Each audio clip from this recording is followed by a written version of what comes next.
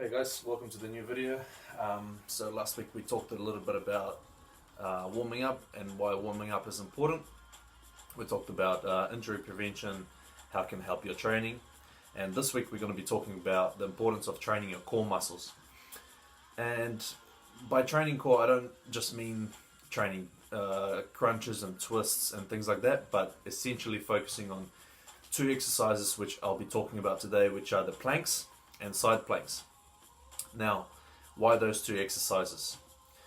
So essentially, when you guys perform movements such as hinges and squats and hinges and rows and those movements that require multiple joints.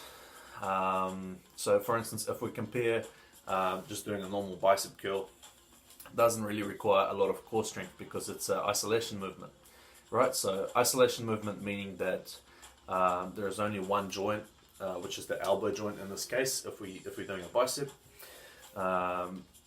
So isolation movement, it requires only a single joint for the movement to be completed.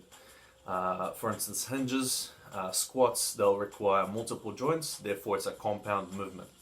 So compound movements require a lot more strength, a lot more core stability.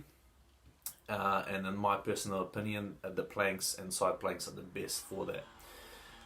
Because when we get into the plank position and we maintain good technique and good form throughout the whole movement, it requires us to work really hard. It requires us to use the whole core and not just the six pack. It requires us to use our obliques. And first of all, core is not just a six pack. As a lot of you may have heard, core is everything around our torso. So everything that wraps around our lower back, the side of our torso, everything is core. So that's why core is really important to train, because since core is not just the front of your body, it wraps around the lower back. Training core frequently and not skipping it will save you a lot of lower back injuries.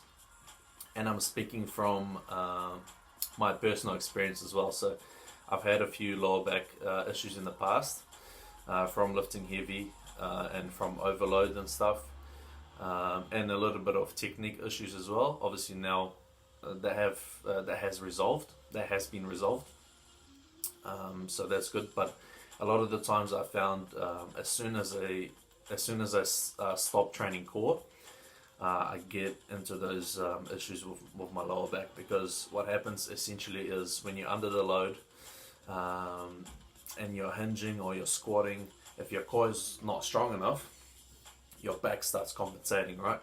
And you start bending over when you're squatting, or you lift the bar off the floor of your lower back not straight, and it puts a lot of pressure onto your spinal discs, which is not good. So by training core, we save our lower backs in the long run, because if you have a strong core, the load's going to distribute evenly, and you're not just going to be using your back when you lift.